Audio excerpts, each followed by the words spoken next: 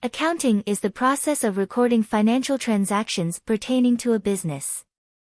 The accounting process includes summarizing, analyzing, and reporting these transactions to oversight agencies, regulators, and tax collection entities. Accounting consists of three basic activities: it identifies, records, and communicates. The accounting cycle is a process designed to make the financial accounting of business activities easier for business owners. There are usually 8 steps to follow in an accounting cycle. The closing of the accounting cycle provides business owners with comprehensive financial performance reporting that is used to analyze the business.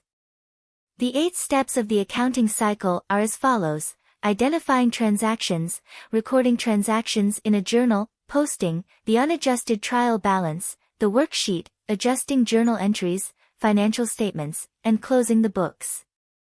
Although almost all accounting is done electronically, it still must be thoroughly checked.